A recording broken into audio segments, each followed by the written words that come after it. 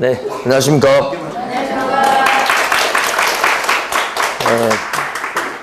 벌써 이제 마지막 시간이 됐습니다. 이번 주에 하는 내용이 8번에 걸쳐서 하는 내용 중에 제일 중요한 부분이죠. 마지막 시간이. 그래서 여러분들이 민법 시간에 배우시는 주택임대차보호법, 그 다음에 상가건물 임대차보호법, 그 다음에 매수신청 대리인, 그 다음에 경매, 자, 이런 것들에 대해서 공부하고요. 수업, 근데, 비중은, 출제 비중은 4문제에서 5문제 정도 비중이 있는 그 내용이 되겠습니다. 자, 그러면 첫째 시간에 일단은 주택임대차보호법부터 하겠습니다. 교재에는 민법 시간에 주임법 공부하셨죠? 네. 언제 공부했습니까? 2월 달에 했습니까? 자, 오래되셨네요. 자, 주택임대차보호법은 만든 목적이 뭐죠? 국민들의 무슨 생활을 도와주려고요? 주거생활. 주거생활의 안정을 위해서 만들었다. 이렇게 되는 거죠.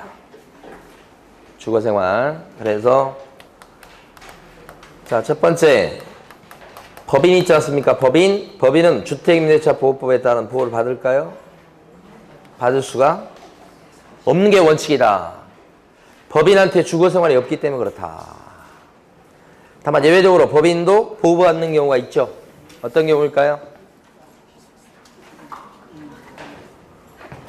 두 가지 경우인데, LH공사 같은 공사, 경기지방공사, SH공사 이런데, 무슨 공사. 또 한 군데가 중소기업. 중소기업이 직원들 방을 얻어주고, 전입신고는 직원들 전입신고가 되어 있는 거야. 그 중소기업이 임차인인데 대항력을 인정해주죠? 네, 인정해줘요. 그 교재에는 보시면 131페이지 보면 동그라미 니은 번 일부 법인의 적용 이렇게 돼 있죠?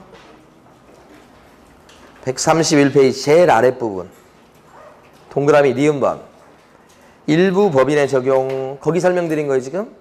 네. 교재 순서대로 쭉 갈 테니까요. 자, 요 법인이 어떤 법인이라고 해?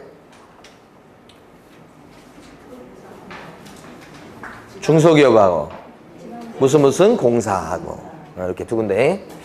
다음 페이지 가시면 일시 사용을 위한 임대차가 명백했을 때는 주택임대차보호법은 적용되지 않죠. 고시원에 살고 있는 사람은 주임법을 얘기하면서 나 2년 동안 살 거야 뭐 이런 거 할 수 없어요. 다음 페이지 첫 줄. 일시 사용을 위한 임대차가 명백했을 때는 적용되지 않는다. 기출문제 많이 나왔던가요? 자, 저희 교재는 없지만, 자, 세 번째. 담보 목적으로 임대차 계약의 형식을 빌려놨다. 이거 공부하셨을 것 같은데, 요러면 주임법에 따른 보호를 받습니까? 받을 수가 없다. 이게 뭐예요? 채권자인데, 받을 돈이 있으니까 그거 받아내려고 채무자하고 임대차 계약서를 딱 써가지고, 이 채권자가 임차인으로 들어가는 거지, 계약서상으로. 그래서 임대차 계약서를 써놨지만 그것은 돈 받으려고 이렇게 써놓은 거죠. 채권자가 임차인이 되면서 확정일자도 막 받아놓고 우선 매입할 수 있는 권능을 행사하려고. 네. 이랬을 때는 허위표시죠. 허위표시. 그럼 보호받을 수가 없다. 네? 처음 듣는 거 아니죠? 네. 우리 교재에 이거 안 나왔으니까 좀 써주세요. 자, 동그라미 2번 그 위에다가 담보 목적으로 임대차 형식을 빌려놨다 이런 뜻이요. X 이렇게. 자, 오늘 4시간을 하셔야 됩니다. 양이 그렇게 많아요. 근데 여러분들 이걸 빨리빨리 진행될 수 있는 지금 타이밍인데 이거 오래 걸리고 있어요 지금 생각보다. 그러면 안 돼. 자, 그 다음에 가로 2번에 가면 대항력이 나옵니다. 우리 교재는 대항력을 먼저 써놨습니다. 자, 지금은 이제 확인하는 단계가 됐어요. 지금 이제 거의 6월 말 이렇게 됐어요. 대항력은 집주인이 바뀌었는데 갑에서 을로, 그죠? 이거 매매를 통해서 바뀌든 증여를 통해서 바뀌든 상속을 통해서 바뀌든 경매를 통해서 바뀌든 이렇게 주인이 바뀌었을 때 옛날 주인이랑 임대차 계약을 체결했던 임차인은 임차권 등기가 안 돼 있을지라도 그 집에 들어가 살고, 그걸 인도라고 그런 건 아시죠? 들어가 사는 걸. 그 다음에 주민등록 전입신고가 돼 있다 이렇게 되면 그때는 새 주인한테도 자신의 임차권을 계속 주장할 수 있는 거, 이게 뭐예요? 대항력이다. 임차권을 계속 주장한다는 건 두 가지예요. 이 사람과 체결한 임대차 계약 기간을 마저 주장한다는 뜻이에요. 두 번째는 계약 기간 끝나면 나가라고 하면 나가야 되는데 나갈 적에는 새 주인한테 보증금을 받아서 나갈 수 있는 권리, 안 주면, 새 주인이 안 주면 줄 때까지 안 나가고 버팅기는 것도 대항력이다. 그게 대항력 내용이에요. 그러려면 원래 임차인 같은 경우는 임차권 등기하셔야 돼요, 원래는. 근데 주인들이 잘 안 해주니까 혼자 할 수 있는 방법을 만들었다. 그게 주민등록 전입신고예요. 그러니까 조문상으로는 주민등록이라고 되어 있지만 전입신고가 되어 있으면 주민등록 된 걸로 쳐요. 조문상으로도. 그러니까 실질적인 요건은 전입신고고. 다만 전입신고가 1월 7일 날 됐다 그러면 대항력은 언제 생기는 거예요? 1월, 이거 다음 날이죠? 1월 8일 0시다. 이렇게. 이게 대항력인 거예요. 이게 대항력. 그래서 가로 2번에 동그라미 1번. 대항력은 바로 그런 걸 쓰고 있어요. 그래서 전입신고된 다음 날. 동그라미 1번의 둘째 줄이죠. 자, 근데 가장 핵심은 뭐냐? 대항력의 핵심은 경매일 때죠. 이걸 잘 이해하셔야 되는데 경매로 넘어갔을 때 이 임차인은 대항력권을 갖췄다고 해도 선순위로 저당권 같은 담보물건이 먼저 와버리면, 그래서 이 세입자가 후순위 세입자가 돼버리면 그때는 아무리 대항력권을 갖췄다고 해도 낙찰자에게는 대항력을 주장할 수가 없다. 아시죠? 경매에서만큼은 달라요. 이런 사람을 전문용어로 갈 때 후순위 세입자다 그래요. 경매에서는 후순위 세입자는 대항력이 없죠. 저당권자를 해치기 때문에. 그 이유를 자세히 설명드릴 시간은 없는 거예요, 이제. 만약에 저당권이 뒤에 있고 이 사람이 제일 빠르면 선순위 세입자라고 그래, 그 사람을. 경매에서는 선순위 세입자는 대항력이 인정되고 후순위 세입자는 대항력이 없고, 그게 대항력에서 가장 중요한 거예요. 그 다음에 동그라미 2번에 기억본 보시면 어떤 거냐면 이 전입신고가 문제가 돼요. 이게 전입신고인데 그게 만약에 이게 단독주택이다 그랬을 때는 집원까지만 전입신고가 제대로 돼 있으면 보호가 되고, 집원. 근데 다세대, 연립, 아파트 뭐 이렇게 되면 그럴 때는 집원까지 전입신고 돼 있을 뿐만 아니라 통호수까지 정확하게 전입신고 돼 있어야 보호된다. 이런 뜻이야. 시험에 잘 나오잖아요, 이게. 그 다음에 여기서 얘기한 전입신고라고 하는 것은, 자, 세입자 본인의 전입신고만 얘기하는 게 아니고 가족의 전입신고도 포함하죠? 포함하죠? 네. 이렇게 해가지고는 2시에도 못 끝나요. 그만큼 양이 많은 거, 이게. 여기서 동그라미 2번의 기억반 첫 줄 보면 다가구 주택의 경우는 집원까지만, 다세대 주택이다 그랬을 때는 집원뿐만 아니라 동호수까지, 그거고요. 동그라미 D급번 가시면 주민등록은 임차인 자신의 주민등록에 한정되지 않고 처의 주민등록도 뭐요? 무방하다, 포함된다. 처뿐만 아니라 가족의 주민등록도 포함된다. 이런 뜻이에요. 자, 요게 대항력. 자, 세 번째요. 우리 교재에서는 밑에 보시면 이제 우선 면적권 얘기를 합니다. 우선 면적권은 언제 생기죠? 우선 면적권 어떤 요건을 갖췄을 때 생기느냐? 인도 플러스 주민등록 전입신고의 대항 요건을 먼저 갖춰야 됩니다. 세 가지 요건을 갖춰야 돼요. 대항 요건. 사실 이제 개인적으로는 대항 요건과 대항력은 구별돼야 된다고 생각합니다. 근데 우리 판례라든지 아니면 보통 교재에서 대항 요건을 막 대항력이라고 막 표현해요. 제가 굉장히 불만이에요. 대항 요건을 갖췄다고 하는 것은 전입신고가 돼 있다는 거고, 대항력이라고 하는 것은 그 요건 갖춤에 따른 그 힘이 생겼다는 거니까 구별돼야 된다고 저는 생각합니다. 그런데 우리나라 판례 같은 것도 보면 대항력을 갖췄다 이런 표현을 해요. 그건 대항 요건을 얘기하면서 그렇게 표현할 때가 있어. 대부분 교재도 그렇게 많이 돼 있어요, 사실은. 근데 여러분들 구별하시자. 이걸 대항 요건을 갖췄다고 하는 거예요. 그 다음에 확정일자를 받아야 되겠죠. 이 확정일자 어디서 받습니까? 동사무소, 등기소, 공증사무실, 읍사무소, 면사무소, 하여간 받을 수 있는 데가 많아요. 그리고 우선 면제는 보증금을 배당해서 받는 거예요. 배당해서. 대항력은 보증금을 새 주인한테 받는 거예요. 그러니까 본질적으로는 둘 다 보증금 건지는 거야. 대항력을 주장한다는 것은 새 주인한테 내놓으라고 하는 거고, 자, 우선 면제권을 주장한다는 것은 법원 배당금에서 보증을 받아가겠다는 뜻이에요. 응? 그러니까 가만히 있으면 안 되고 법원에다가 배당 요구해서 타가게 되는 거예요. 이 세 가지를 갖춰야 되는 거예요. 그러면 우선 면제권은 배당 받을 때 1등으로 배당 받는다 이게 아니고, 이거 1등 아니에요. 후순위 권리자보다, 후순위보다 먼저 받아가는 그 정도로 그치는 거예요. 이게. 1등은 아니고 이게 우선 면제권이에요. 그러려면 대항요건에다가 확정일자를 더 받고 배당 요구해야 되겠다 이런 거죠. 근데 여기서 핵심은 뭐냐면 이거죠. 이건 등수를 따지거든. 그래서 만약에 인도 플러스 주민등록 전입신고가 1월 6일, 확정일자가 1월 7일 이렇게 되면 이 세입자는 우선 면제권이 언제 생길까요? 1월 7일 생기는 거죠. 이 대항요건의 효력은, 대항요건의 효력 발생은 다음날로 넘어가요. 1월 7일, 그런데 0시. 확정일자는 시간을 못 따지니까, 이게 확정일자는 1월 7일 그 자체, 시간을 못 따져. 그래서 결국 두 개 합쳐지면 1월 7일 그 자체가 되는 거예요. 0시가 되는 게 아니고.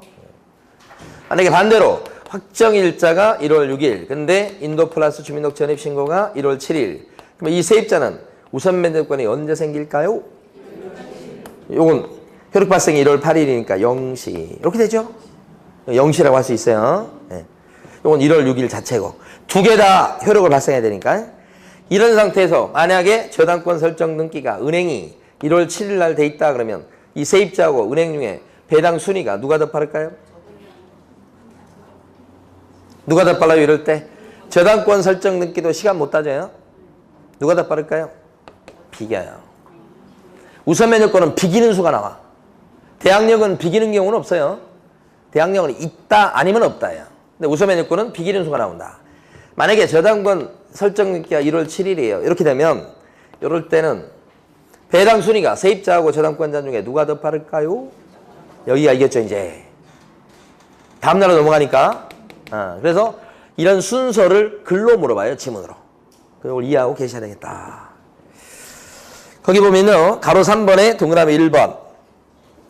확정일자를 받으면 대항력 이외에 후순위 권리자보다 우선하여 변제받을 수 있는 우선 면제 권능을 취득하게 된다. 우선 면제권은 권리라기보다는 권능이에요. 권능. 그런 취득하게 된다. 그러니까 우선 면제권은 여러분 기억하실 때 후순위보다 빨라요. 이런 얘기예요. 그때 동그라미 2번. 확정일자는 거기 나와 있는 것처럼 여러 군데서 봤습니다. 공증사무실, 법원 등기소 등 이렇게. 자, 이번에는요. 최우선 면제권입니다.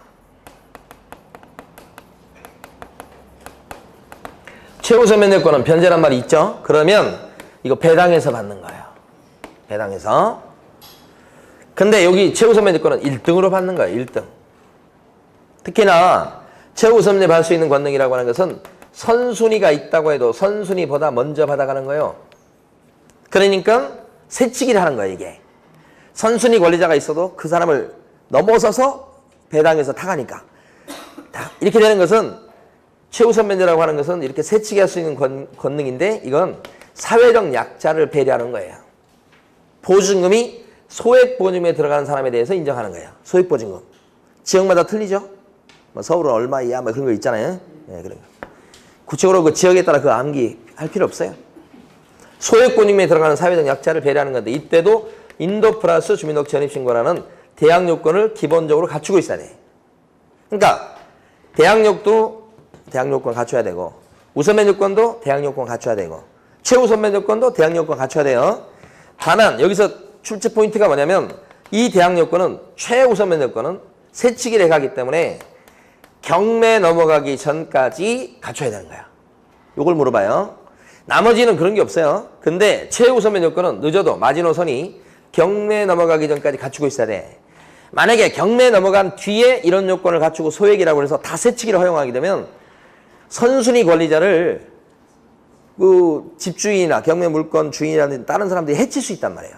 그래서 이거 한계선을 정해놨어요. 경매 넘어가기 전까지는 갖추고 있어야 된다. 사후적으로 만들어낼 수 있잖아요. 그 다음에 소액에 들어가야 돼. 특히 이때는 확정일자는 필요 없죠. 응? 확정일자는 등수 매기려고 받도록 하는 겁니다. 임대차 계약서 원본에 등수 매기려고. 여기는 등수가 의미가 없어요. 왜요? 세치기를 하니까. 다만 이때 세치기 할 때는 보증금 전부를 갖다가 세치기해서 다 가져가는 게 아니죠. 보증금 중에서 뭐요? 일정액. 그러니까 요 최우선 면적권 얘기를 할 때는 자 보증금 중 일정액이라는 표현이 나오고 그 다음에 다른 권리자보다 우선해서 받아갑니다. 이 두 마디가 나오게 돼 있어요. 실제 조문에는 최우선 면제라는 말이 없어요. 그냥 우선 면제라고 그래요. 근데 최우선 면제인 걸 어떻게 하느냐? 이 단어를 보고 하는 거예요. 보증금 중 일정액. 다른 권리자보다 선순위보다도 앞서서 가져가는 거예요. 자, 그 다음에 또 하나. 세 번째 요건은 뭐냐? 최우선 변제 받으려면 가만히 있으면 안 되고 어떻게 해요? 배당, 요구. 이렇게. 이 세 가지 요건을 갖추면, 여기도 세 가지였어요. 갖추면 세치기 할 수 있다. 이런 거예요. 그래서 제일 끝줄 보시면, 132페이지 제일 끝줄 보시면, 소액 보증매 우선 변제권은 순위에 관계없이 일반 채권자는 물론 선순위 저당권자 등 모든 권리자보다 우선해서 경매 절차에서 배당을 받게 되는 것을 의미한다. 그 배당받는 것은 보증금 전부가 아니고 보증금 중 뭐예요? 일정액이죠. 그 말이 꼭 들어가야 되고요. 동그라미 니은번 둘째 줄 최우선 변제와 관련해서는 확정일자는 요건이 아니다. 동그라미 니은번 둘째 줄 확정일자는 필요 없다는 뜻이고 자 여기서요 두 가지 추가적으로 이 소액 임차인이 여러 명이 있다 그랬을 때 세치기 할 수 있는 건데 세치기 한다 그랬을 때 선순위 권리자가 피해를 볼 수 있잖아요. 이 선순위 권리자를 보호하는 차원에서 아무리 소액 임차인이 많다고 하더라도 소액 임차인의 몫을 주택의 낙찰가의 절반으로 딱 제한을 두죠. 2분의 1. 소액 임차인이 가져갈 몫이 낙찰가의 절반을 넘지는 못하죠. 많이 받아가야 2분의 1이죠. 그거. 그 다음에 하나만 더요. 좀 어려울 수 있는데 자 선순위로 저당권 같은 담보 물건이 설정돼 있어요. 만약에 그러면 저당권 그 설정 등기일 그 당시 시행됐던 법을 쫓아가서 소액이냐 아니냐 이걸 따져준다 이 뜻이에요. 최우선 면적권이 인정되려면 소액이 들어가야 돼. 소액은 지역마다 틀릴 뿐만 아니라 옛날부터 지금까지 물가가 올라가니까 계속 인상돼 왔어요. 근데 그걸 소액 임차인이다 아니다를 따질 때 무조건 현행법에 따라서 판단하는 게 아닙니다. 여기 나온 것처럼 선순위로 저당권 같은 담보 물건이 있다 그랬을 때는 그 저당권 설정 등기된 그날 시행됐던 법을 따라가요. 그러니까 현행법에 따라서는 소액에 들어간다고 볼 수 있는 그 금액이지만 요게 있어버리게 되면 옛날 그 당시 저당권 설정 등기된 그 당시 법을 따라가다 보면 소액이 아닐 수 있어요. 이렇게 만들어 놓은 것은 이 은행을 보호하는 차원에서 그렇게 한 거예요. 은행이 대출을 해줄 때는 말이에요. 예를 들어서 서울 지역에서 1억이라고 그 당시는 소액이 아니었단 말이에요. 나중에 인상돼서 그게 소액으로 들어간 거지. 그 은행은 생각도 못했을 거 아니에요. 그래서 이런 제도를 두고 있는 거야. 이것도 몇 번씩 나왔던 거예요. 자세히 설명드릴 시간이 없어요. 여기. 할 내용이 워낙 많아서. 자, 그 다음에요. 밑에 있는 그 소액 보증금 그거 모르셔도 괜찮아요. 그리고 박스 모르셔도 괜찮다고요. 그 다음에 동그라미 3번에 보면 동그라미 기억번을 지금 설명드린 거예요. 자, 소액 임차인의 최우선 변제금은 최초 담보 물건이 설정될 당시의 규정을 기준으로 한다 그렇게 돼 있죠. 그 방금 전에 설명드린 거잖아요. 자, 그 다음에 이제 임대차 기간 얘기가 나옵니다. 5번 임대차 기간. 자, 두 가지 얘기를 합니다. 첫 번째는 임대차 계약 기간을 주택인데 1년으로 할 수 있습니까? 할 수 있죠. 임대차 기간을 정하지 않고 약정할 수도 있다. 그죠? 그래버려도 임대차 계약 기간은 몇 년이 됩니까? 2년. 하여간 최소한, 그죠? 2년은 살고 나올 수 있도록 하는 겁니다. 그래서 최단 존속 기간은 몇 년요? 2년 이렇게 되죠. 그렇지만 이때 계약 기간을 1년 했을 때 말이에요. 1년 했을 때 우리 임차인은 1년만 살고 나가겠다고 주장해 버릴 수 있죠. 임대인은 안 되고 임차인은 임대차 계약 기간 1년을 유효하다고 주장할 수 있다는 거예요. 1년만 살고 나가겠어. 임차인은 주장할 수 있고 임대인은 안 되고. 두 번째, 묵시적 갱신이요. 묵시적 갱신은 임대차 기간이 끝날 때까지 아무 말 없이 그냥 쑥 지나가 버리면 다시 임대차 계약을 한 걸로 보죠. 그럼 임대차 계약 기간은 몇 년이 돼요? 2년 돼요. 2년 됩니다. 그럼 묵시적 갱신이 안 되게 만들려면 어떻게 되나요? 임대인 입장에서는 나가라고 미리 얘기를 했어야죠. 언제까지? 임대차 기간이 끝나기 6개월 전부터 한 달 전, 그 사이에 비워달라고 미리 얘기했어야 되죠. 얼마큼 올려달라고 요구하고 그거 안 들어주면 나가시라고 얘기했어야 되죠. 임차인은 언제까지 나가겠다고 미리 얘기했어야 갱신이 안 됩니까? 한 달 전까지는 얘기했어야 된다. 그거 안 하고 쑥 지나가면 묵시적 갱신, 그럼 2년. 그렇더라고 하더라도 임차인은 어떻습니까? 갱신이 되더라도 언제든지 나간다고, 그쵸? 해지 통보를 할 수 있다 그런 얘기 하죠? 해지할 수 있다. 다만 그 해지를 하더라도 효력은 당장 생기는 건 아니고 몇 달 있다 생겨요? 3달 있다 생긴다. 예? 그거죠. 그런 얘기를 지금 가로 5번에 동그라미 1번 시험에 잘 나옵니다. 기간에 정함이 없거나 기간을 2년 미만으로 정한 임대차는 그 기간을 2년으로 본다. 다만 임차인은 2년 미만으로 정한 기간의 유예함을 주장할 수 있다. 둘째 줄을 잘 물어보고요. 가로 동그라미 3번요. 묵시적 갱신. 방금 전에 말씀드린 거. 동그라미 3번에 동그라미 니은번 보면 갱신이 되면 임대차의 존속기간은 몇 년이 됩니까? 2년. 동그라미 디귿번 밑에. 그렇다고 하더라도 임차인은 계약 해지 통지를 해서 언제든지 나간다고 해버릴 수 있다. 다만 그 효력은 몇 달 있다 생기고요? 3달 있다. 이렇게. 자, 그 다음에 임차권 등기명령 신청입니다. 우리 중개 실무에는 이 주택임대차 보호법이 한 문제가 출제가 되죠. 양이 많지만. 자, 임차권 등기명령 신청 계획입니다. 이것은 언제 써먹는 거냐. 자, 임대차 관계가 끝났습니다. 종료. 근데 임대인이 어떤 사정이 있는가. 어쨌든 보증금을 안 돌려주고 있어요. 그죠? 그런데 임차인은 이사 가고 싶어요. 이런 거예요. 근데 임차인은요, 이사 가고 싶어요. 이렇게. 임차인은 주소 옮기고 싶어요. 그래. 근데 이사 가거나 주소를 옮겨버리면 대항력이나 우선면허권을 잃게 되죠. 그래서 꼼짝 못하고 거기 붙어 있어야 되는 결과가 되는 거죠. 그랬을 때, 이사 가고 싶다 그랬을 때, 바로 이사 가면 안 되니까, 이사 가는 요것을 갖다가, 할 수 있게끔 하기 위해서, 단독으로 혼자서 임차권 등기명령 신청을 법원에 해가지고, 등기명령 신청 해가지고, 그죠? 법원이 등기소에 촉탁해가지고, 임차권 등기를 띄우죠? 이렇게. 혼자서 신청합니다. 그래서 등기가 납니다. 그러면 대항력 유지하고요. 우선면허권 유지하죠. 뭐 하더라도 이사 가더라도. 그러니까 이사 가거나 주소 옮길 수 있도록 하는 겁니다. 보증금 받지 않은 상태에서. 그때 할 수 있는 방법이 뭐예요? 혼자서 임차권 등기를 하고 한다. 그죠? 그랬을 때는 이사 가고 그 다음에 막 주소 옮겨도 대항력과 우선면허권은 어떻게? 유지. 그런 효과가 생기는 거죠.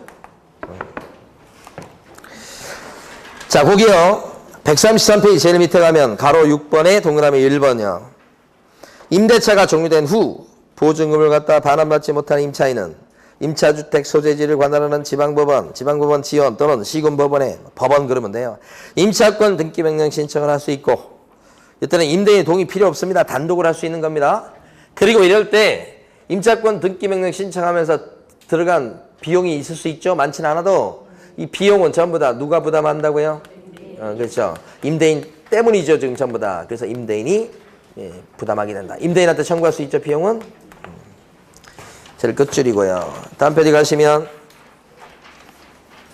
동그라미 2번. 임차권 등기가 되면 어떤 효력이 생기느냐. 대항력과 우선 면적권을 기본적으로 취득합니다. 제일 위에 첫 줄. 근데 이미 대항력과 우선 면적권을 취득한 경우가 대부분이에요.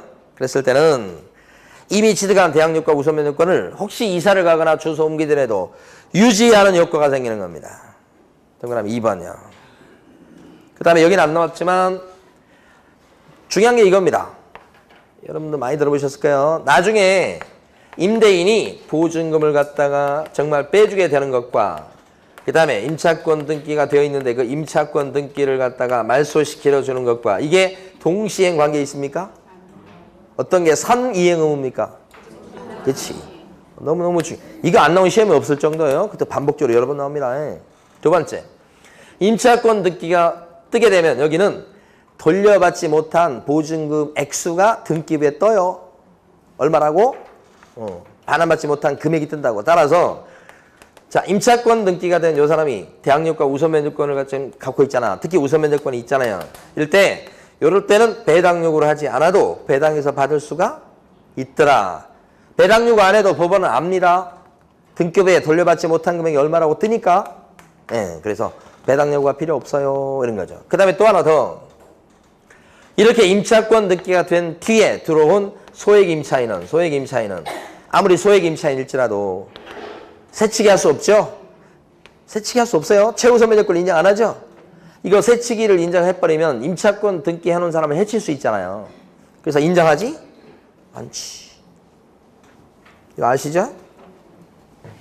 임차권 등기가 등기부에 뜬 뒤에 들어온 소액 임차인. 임차권 등기부에 떴다는 얘기는 그 임차인은 이사 가거나 주소 옮겼다는 얘기예요. 대항력권을 상실했다는 게 앞으로 현실적으로 그래요. 그러니까 새로운 세입자를 들여서 거기 사람한테 받은 돈 가지고 빼주는 거예요.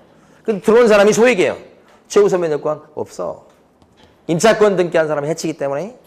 그런데 들어온 사람이 새로 들어온 세입자가 확정일자를 받아놨어요. 그러면 우선 면적권이 있을까요? 확정일자 받은 임차인이 새로 들어온 사람이 확정일자 받아놨어. 그 사람 우선 면적권이 있을까요? 있죠. 우선 면적권은 새치기 하는 게 아니잖아요. 등수대로 순서대로 배당을 받아가는 거니까 임차권 등기한 사람을 해칠 필요가 없잖아요. 해치지 않으니까 인정되는 거라고 이건. 이거 왜 인정이 안 되는 거예요? 임차권 등기한 사람을 선순위 권리자를 제낀다고 그랬잖아요. 최우선 면적권은. 새치기 한다고 그랬잖아요. 그래서 인정이 안 되는 거고. 응? 자, 그 다음에요. 가로 7번 가시겠습니다. 가로 7번에 보면 동그라미 1번에 동그라미 니은번 보시면 20분의 1이라는 숫자 나오죠? 가로 7번에 동그라미 1번에 동그라미 니은번 증액 청구할 때는 20분의 1 금액을 초과하지 못한다. 증액 제한이라고 하는 거 아시죠? 모르시는 거예요? 20분의 1 아시냐고. 20분의 1이 5%죠, 5%. 5%를 초과해서 증액할 수 있어요, 없어요? 없다. 올릴 적에 말이에요, 올릴 적에. 왜 이렇게 자신감이 없을까요? 자, 그 다음에 동그라미, 그렇지만 그 밑에 보세요, 밑에. 바로 동그라미 니은번 둘째 줄에 보면 1년 이내에는 일을 하지 못한다고 돼 있죠? 1년 내에는 못 올립니다. 이게 1년 이내는 증액 못해요. 이건 그냥 상식이잖아요. 올릴 때는요, 많이 올려야 5%죠. 그리고 1년 내에는 다시 못 올리죠. 그런 거 그 얘기 하는 거예요. 근데 시험에 많이 나온 게 뭐냐면 동그라미 디귿번 둘째 줄입니다. 임대차 계약이 종료된 후 재계약을 하거나 또는 임대차 종료 전이라도 당사자 합의해서 차임 등이 증액된 경우는 적용되지 않는다. 임대차 계약 기간을 2년 했어요. 2년. 예를 들어서 2년 했고 여기 가서 이제 재계약을 합니다. 이 재계약할 때는 보증금이 지금 2억짜리였는데 재계약할 때 재계약료 보증금을 1억을 올려서 50% 올려달라는 거예요. 플러스 1억. 가능할까요? 되죠. 재계약할 때는 이런 제한이 없다고요. 재계약할 때는 이런 제한이 없다고요. 재계약할 때는 제한이 없다고요. 시험에 여러 번 나온 겁니다. 그거. 그 다음에 동그라미 2번에서는 거기 숫자 좀 기억을 해주세요. 이게 이제 세부적으로 들어가서 진짜 내용을 설명드리려면 굉장히 힘들어요. 그러니까 그건 다 필요 없고 숫자 기억을 해주세요. 거기 보면 주택은요. 이게 어떤 거냐면 보증금을 월세로 돌릴 때 전환율이에요. 산정률 또는 전환율이라고 기억하시고 보니까 동그라미 기억반 둘째 줄에는 연 10%. 앞에 다 필요 없어요. 연 10%. 그 다음에 뒤에 거 기준금리 플러스 3.5%를 더한 비율 중 두 개 중에서 낮은 비율을 넘지 못한다. 이렇게 기억하세요. 다시 한번 숫자 기억을 해주시고 이 주택에서 보증금을 갖다 어떻게 돌린다고요? 월세로. 그때 이거 전환율 또는 산정률이라고 그래요. 그때는 연 10% 요거랑 그 다음에 뭘 비교하냐면 기준금리 플러스 곱하기 안 해요. 3.5%죠. 두 개 중에서 어떤 거예요? 낮은 비율. 낮은 비율이라는 게 여기를 넘지 못한다는 거예요. 둘 중에 낮은 거. 그러니까 현실적으로 거의 이거 따라갑니다. 기준금리가 지금 한 2%, 2.5% 되죠? 4%인가? 아니 현실적인 거 말고 한국은행 고시. 이게 만약에 2.5% 정도 되면 이게 몇 6%죠, 6%. 이게 2.5%면 이게 6%가 돼. 합치면. 그러면 둘 중에 적은 거니까 6% 따라가는 거지. 그죠? 그 6%까지 돌릴 수 있다. 월세로 보증금을 깎고 그런 뜻이. 자, 그 다음에요. 밑에 가시면 가로 8번 조문인데 이거 아직까지 시험에 안 나온 겁니다. 자, 두 개 하고 쉬도록 하겠습니다. 가로 8번에 보면 우선면역권의 승계라고 되어 있습니다. 뭐가 있냐면요. 두 가지 할 텐데 금융기관이 확정일자 받은 임차인, 그래서 우선면역권이 있는 임차인의 보증금 반환 채권을 우리 금융기관이 양수해요. 양수. 산다고. 왜냐면 우리 세입자 같은 경우 확정일자 받아서 우선면역권이 있어. 근데 우선면역권 행사는 경매에 넘어갔을 때 나중에 배당해서 행사하는 거예요. 근데 이 사람은 지금 뭐예요? 당장 이사 가고 싶어. 근데 주인은 지금 빚에 쪼들리고 있는 게 보여. 당장 이사하고 싶은데 보증금 빼달라고 하면 빼주냐? 못 빼줄 형편이잖아. 그걸 누가 사주냐면 금융기관이 사주는 거야. 그럼 금융기관에서 돈을 먼저 받는 거예요. 이게 이런 제도를 만들었습니다. 최근에. 그러니까 시험에 한 번도 나온 적이 없죠. 나올 겁니다. 그러면 이렇게 되면 우리 금융기관은 이걸 양수했기 때문에 우선 변제받을 수 있는 권능을 승계한다고 법을 만들어놨어요. 금융기관이. 그러니까 금융기관이 우선 변제권을 갖게 돼 이제. 그런데 이런 걸 보증금 반환 채권을 갖다가 우리 세입자로부터 샀다고 그래서 양수했다고 그래서 임차인이 되는 건 아니에요. 아직 임차인 아니에요. 그냥 이 권능만 갖고 있는 거지. 우선 변제 권능. 그래서 이때는 임대차 계약을 자기 맘대로 금융기관이 해지할 수는 없어요. 누가요? 금융기관이. 해지를 못해. 근데 자신은 우선 변제 받을 수 있는 권능이 있죠. 이걸 지킬 필요가 있죠. 그래서 이때는 임차인을 대위해가지고 우선 면제권을 갖다가 지키기 위해서 뭐 할 수 있어요? 임차권 등기 명령 신청을 할 수 있다. 그럼 임차권 등기 해놓으면 우선 면제권을 유지할 수 있겠네요. 원래 세입자가 이사 가고 그래도 우선 면제권은 끄떡 없겠네요. 이사 가려고 이 제도를 만든 거잖아요. 기존 세입자가. 그러니까 이걸 할 수 있도록 해야지. 그러니까 자기 마음대로 임대차 계약을 해지는 못하지만 우선 면제권을 지키기 위해서 단독으로 임차권 등기 명령 신청을 할 수는 있다. 그 얘기요. 그런 얘기가 가로 8번에 지금 동그라미 1번 두 줄이랑 그 다음에 동그라미 3번, 동그라미 4번까지요. 출제가 유력합니다. 줄이면 금융기관은 결론적으로 임대차 계약을 해지는 못해. 그런데 임차권 등기 명령 신청할 수 있어. 다만 임차권 등기 명령 신청할 때는 직접 행사합니까? 직접? 직접이 아니죠? 대입 행사하는 거예요. 직접 행사한다고 할 가능성이 높은 거예요. 오른쪽 가시면 정보 제공입니다. 마지막 내용. 자, 오른쪽 페이지 가면 제일 위에 동그라미 1번과 동그라미 2번을 잘 구별해서 알아두셔야 되고, 그때 동그라미 1번. 이해관계에 있는 사람은 확정일자 부여기관에 쫓아가서 확정일자 언제 부여받았는지, 보증이나 차임은 얼마인지 이런 정보를 제공해달라고 요청할 수가 있다. 이랬을 때 확정일자 부여기관은 어디죠? 동사무소, 법원 등기소, 공증사무실 이런 데잖아요. 거기는 장부를 하나 만들어놔요. 확정일자 찍어줄 때. 그럼 보증 얼마, 그 다음에 받은 날짜, 뭐 그런 거, 월세 얼마 다 적어놔요. 그런 정보를 이해관계에 있기 때문에 나 좀 보여주시오 할 수 있다고. 이게 정보 제공 요청. 누가요? 이해관계인.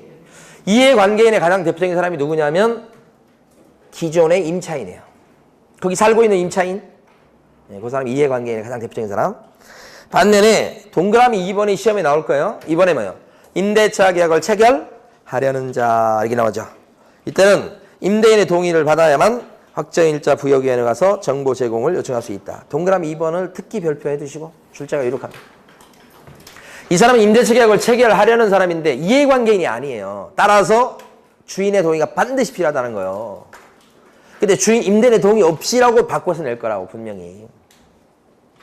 임대인의 동의가 필요합니다. 아까 이해관계인 동그라미 1번 어땠습니까? 정보 제공 요청할 때 임대인의 동의 얻으라고 돼 있었나요? 임대인 동의가 필요 없잖아요. 이해관계인은. 근데 체결하려는 자는 동의가 있어야 돼. 핵심. 자, 하나만 더 밑줄 긋고. 자, 왼쪽 페이지로 오셔서 134페이지 제일 위에 동그라미 3번이 있어요. 134페이지 왼쪽 페이지 제일 위에 동그라미 3번. 세 줄을 다 밑줄 그으시고 조문입니다. 원래 임차권은 임차주택에 대해서 민사집행법에 의한 경매가 행하여졌을 때는 경매 진행되면 경매로 넘어가면 임차권은 원래 경매 낙찰로 소멸합니다. 그런데 보증금을 전액 변제받지 않는, 그런데 원래 대항력을 주장할 수 있었던 임차권은 소멸하지 않죠? 그죠? 그러지 않다? 시험에 많이 나온 겁니다, 이거. 응? 구체적인 사례는 설명드릴 시간이 없어요. 이 사람은 세입자가, 자, 보세요. 그냥 안 되면 그대로 외우셔야 돼. 많이 나와요. 주택도 똑같고 상가도 똑같아요. 만약에 세입자 같은 경우 대항력도 주장할 수 있고 우선면허권도 주장할 수 있고 두 개 다 주장할 수 있는 사람이 있겠죠? 어떤 사람은 두 개 다 없는 사람도 있죠? 어떤 사람은 한 개만 있는 경우가 있어요. 대항력만 있는 사람도 있고 우선면허 받을 수 있는 권능만 있는 사람도 있고 그런 거예요.